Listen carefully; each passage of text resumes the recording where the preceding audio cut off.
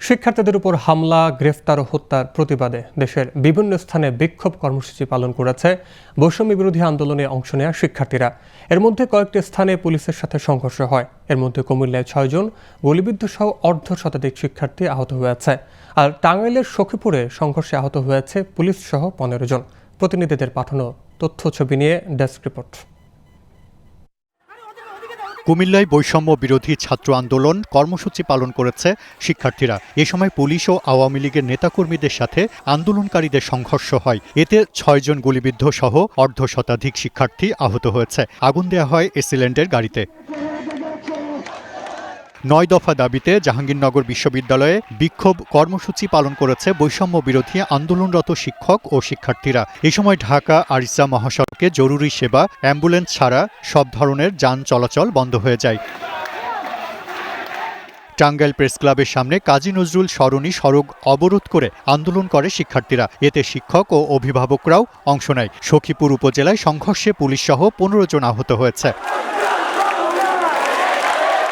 লক্ষ্মীপুরে বিক্ষোভ মিছিল ও সমাবেশ হয়েছে। তারা ঢাকাসহ সারা দেশে ছাত্র ও নিরীহ জনগণের ওপর নির্বিচারে গুলি করে হত্যার ঘটনায়ও বিচারের দাবি জানান।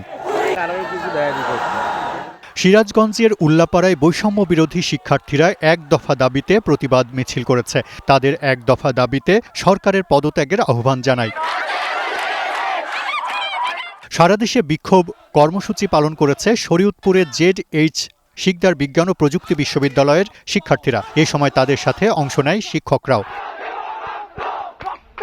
সুনামগঞ্জে সাধারণ শিক্ষার্থীদের উদ্যোগে বিক্ষোভ মিছিল হয়েছে। শিক্ষার্থীদের আন্দোলনের শেষ পর্যায়ে মাঠে নামে ছাত্রলীগের কর্মীরা, তবে কোনো ধরনের অপ্রীতিকর ঘটনা ঘটেনি। নওগাঁয় বিক্ষোভ মিছিল করেছে শিক্ষার্থীরা। কর্মসূচি ঘিরে পুলিশ, বিজিবি, র্যাব সহ আইনশৃঙ্খলা বাহিনীর সদস্যরা অপ্রীতিকর ঘটনা এড়াতে সতর্ক অবস্থানে ছিলেন। চাঁদপুরে বিক্ষোভ মিছিল করেছে কোটা বৈষম্য বিরোধী ছাত্র আন্দোলনকারীরা। সরকারি কলেজের সামনে থেকে বাস স্ট্যান্ড হয়ে শহরের গুরুত্বপূর্ণ সড়কে তারা এই কর্মসূচি পালন করে। পাবনায় এডওয়ার্ড কলেজে বিক্ষোভ কর্মসূচিতে সাধারণ শিক্ষার্থীদের সাথে অভিভাবকরাও উপস্থিত ছিলেন। তবে দীর্ঘ সময় ধরে এই বিক্ষোভ মিছিলে কোনো অপ্রীতিকর ঘটনা ঘটেনি। ঢাকা সিলেট মহাসড়কে ব্রাহ্মণবাড়িয়ার বিশ্বরোড মোড়ে অবস্থান নিয়ে বিক্ষোভ মিছিল করেছে কোটা সংস্কার আন্দোলনকারীরা। আন্দোলন চলাকালে যে কোনো সহিংসতা এড়াতে মোতায়েন ছিল বিজিবি।